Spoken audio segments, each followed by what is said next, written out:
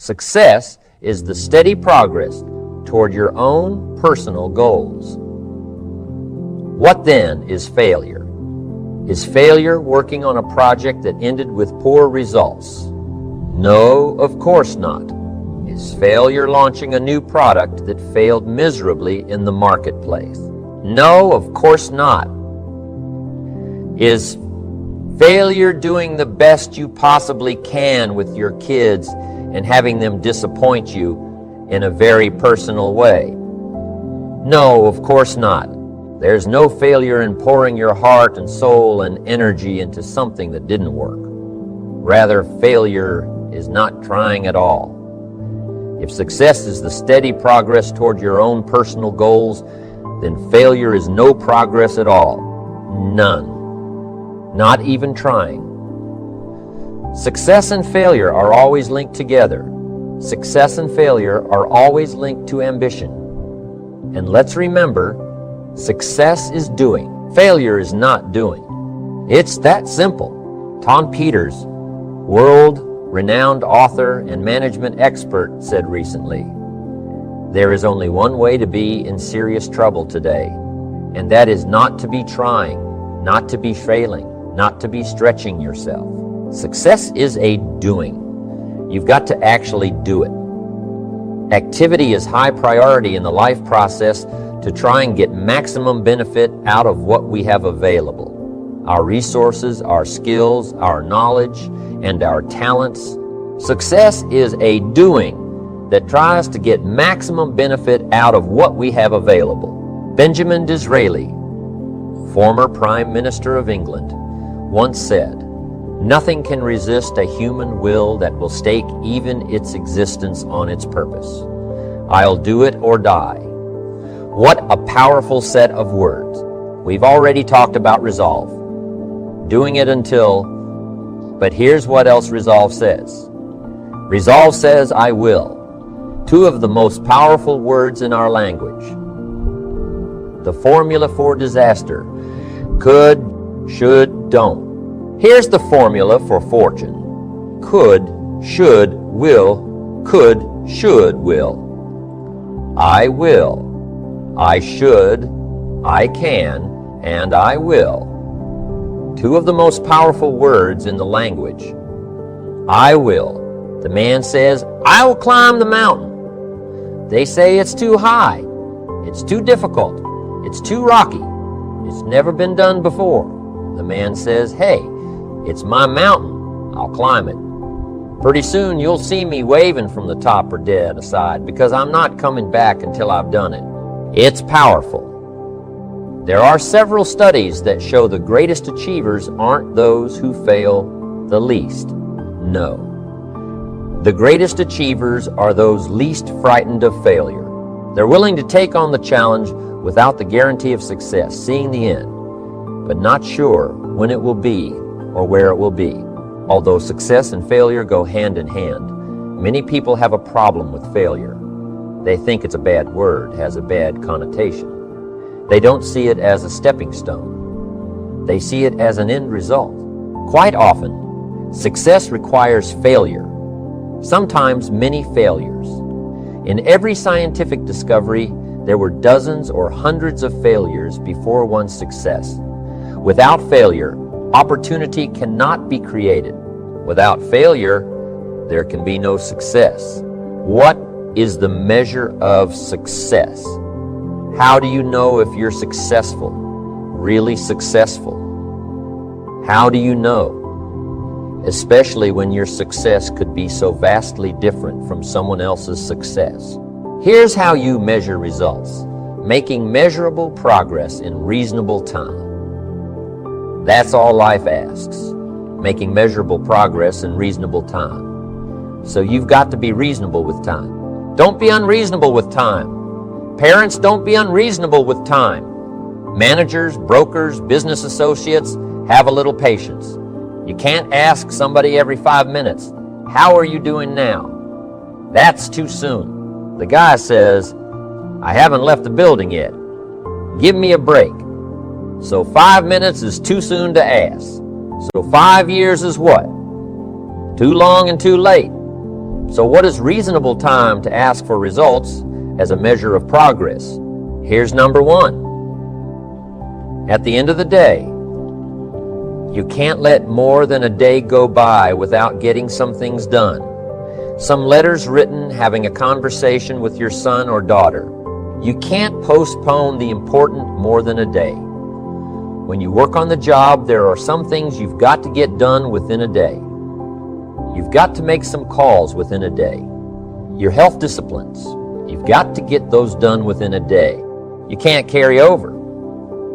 You can't say, well, I'll eat 9 apples 10 days from now. No, it's an apple a day. Some things you've got to get done within a day.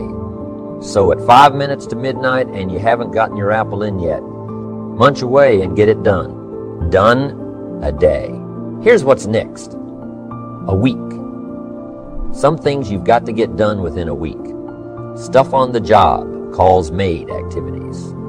A week is a good chunk of time. Can't let more than a week go by without taking a look and a measure to see how you're doing. John joins this little sales company.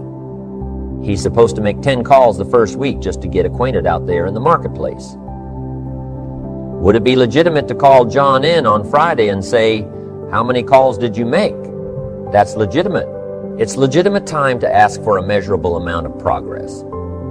He's supposed to make 10 calls come Friday. How many calls did you make? John says, well, you say, John, won't fit in my little box here. I just need a number. Now, John starts with a story. You say, John, the reason I made this little box so small is so a story won't fit. I don't need a story. I just need a number. Now, here's one of the better phrases to take home. The numbers tell us the whole story on you personally. The numbers tell us the whole story. Success is a numbers game. There are 3 important questions to ask yourself in this area. Here's number 1. How much money have you saved and invested during your career? Second question. In the last 90 days, how many books have you read to invest in the miracle of your mind? Give you ideas to ponder. Fashion your future with meticulous care. How many books have you read in the last 90 days? Third question. In the last 6 months, how many classes have you taken to improve your skills or to develop new skills for your future and your family? How many classes in the last 6 months? I'm telling you, numbers tell us everything. Success is a numbers game. You've got to make progress.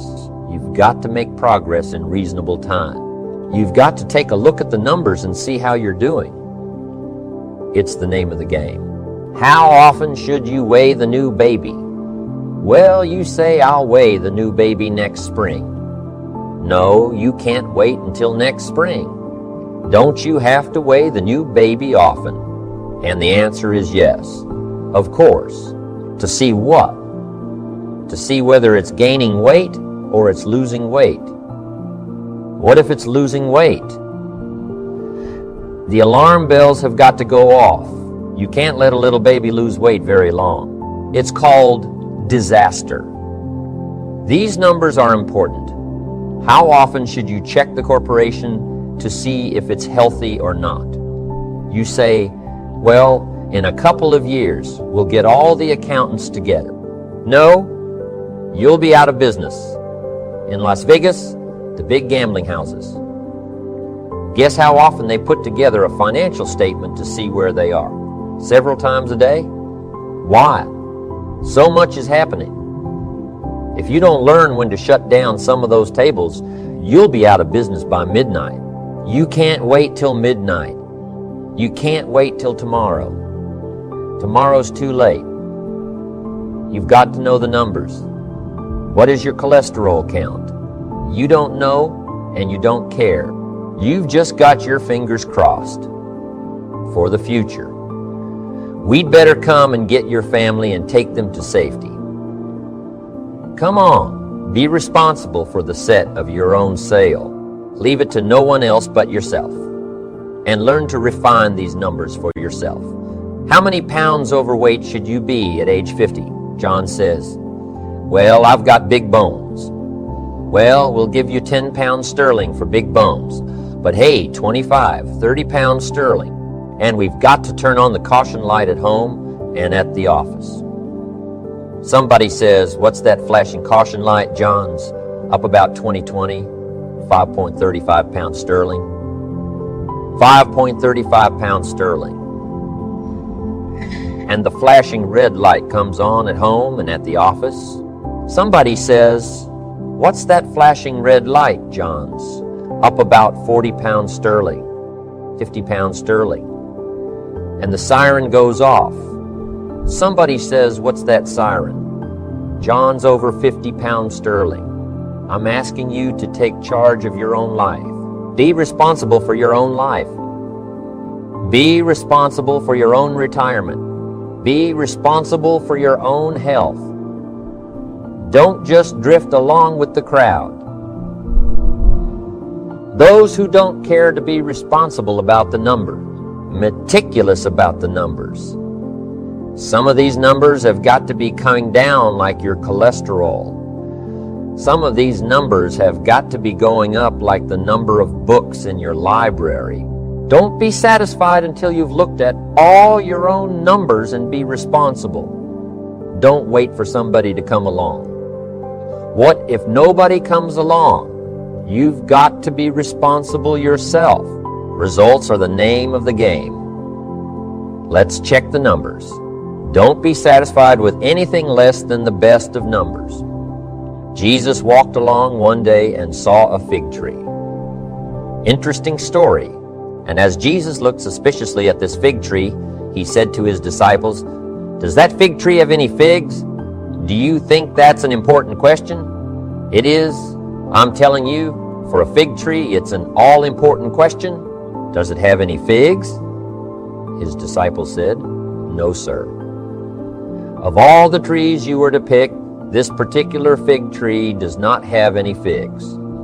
The story says Jesus lost his cool. One of the few times he lost his cool. Why, I think, to make a point.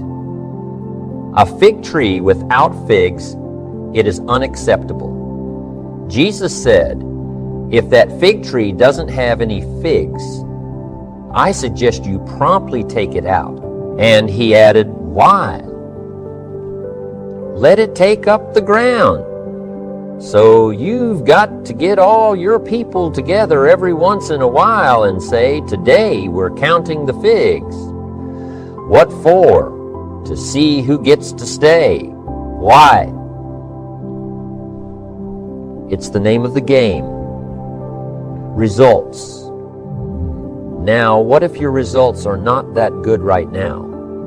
What if you're going through some tough times and aren't quite sure what to do next? You know why I do seminars and lectures and write books and audio programs? So I can attend them all myself. Read it again myself. Listen again myself. I don't do it just to hear myself talk. And I don't do it for the money.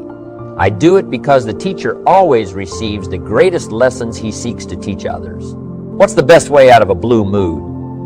Talk somebody else through theirs. What's the best way out of a mental energy slump? Talk somebody else through theirs. What's the best way to start solving your own problems? Talk to somebody else about theirs. Why? Because when you start talking someone else through their blue mood or their mental slump or their problem, you'll hear yourself say amazing things. You'll hear all the knowledge that you've gathered come out to help this other person, and it will ultimately help you by hearing it again. It just works that way. It's often easier to tap our resources for somebody else than it is to tap them for ourselves. Sometimes defeat is the best beginning. Why? Well, for one, if you're at the very bottom, there's only one way to go up. But more importantly, if you're flat on your back mentally and financially, you'll usually become sufficiently disgusted to reach way down deep inside yourself and pull out miracles, pull out talents and pull out abilities and pull out desires and determination. When you're flat broke or flat miserable, you'll eventually become so disgusted that you'll pull out the basic essentials required to make everything better. And it's in the face of adversity that things begin to change, that you begin to change with enough disgust, desire, and determination to change your life. You'll start saying, I've had it. Enough of this. No more. Never again. Here's where the miracle begins. I've had it. Enough. No more. Never again. These words and these thoughts really rattle the power of time and fate and circumstances. And these three things, time and fate and circumstances, all get together and say, okay. We can see that we have no power here. Here we're facing some major resolve. This guy's not going to give up. He's had it. He's done with all this nonsense. We better step aside and let this guy get by. Resolve. Inspiration through disgust. But a lot of people don't change themselves.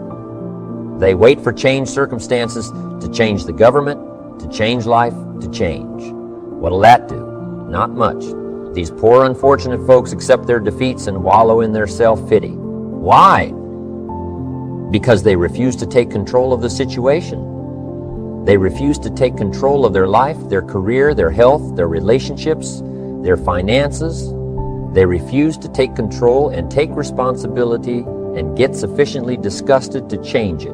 But if you are disgusted, if you are making changes, if this program finds you in the middle of your own personal slump, then I have some words to offer you. Your present failure is a temporary condition. It is only a temporary condition. You will rebound from failure just as surely as you gravitated into failure. Somebody once suggested to me in about a failure that I should tell myself that this too shall pass. I firmly believe that you're only given as much as you can handle. As much negativity, as much failure, as much disappointment. This too shall pass if you grasp for a new beginning, if you pull yourself up and move back into the world with a plan. So as foolish as it might sound, be thankful for your current limitations or failures, for they are building blocks from which to create greatness. You can go where you want to go. You can do what you want to do. You can become what you want to become. You can do it all. Starting now, starting right where you are. A father talks about his daughter. She's gone through some pretty tough times, and as he tells it, she's a pretty tough person. He has a unique way of describing his daughter's situation, though. While most parents would be frantic even of their kids who are grown and gone, this man just smiles and says that his daughter is like a frog in a jar of cream. She keeps kicking and kicking and kicking, and pretty soon the milk will turn into a lump of butter and she'll be able to jump out. That's an interesting way to look at it, an interesting illustration of tenacity. But that's how it works. You've got to keep trying and trying and trying. You've got to have enough resolve to do it, until. So be grateful for adversity, but for your future. Make it work for you, not against you. Make your failures give birth to great opportunity, not prolonged agony. Make your disgust lead to inspiration, not depression. The world will willingly sit by and let you wallow in your sorrows until you die broke and alone. And here's what else the world will do. The world will step aside and let you by. Once you decide that your present situation is only temporary, once you decide to get back on your feet and make your mark, the world doesn't care which choice you make, to stop here or to go on. The world doesn't really care. So you have to. You have to care in your own enlightened self-interest. Give a run at adventure. Keep your eyes firmly on the achievement, on your ambition, and not mere existence and self-pity. Make a commitment to excellence.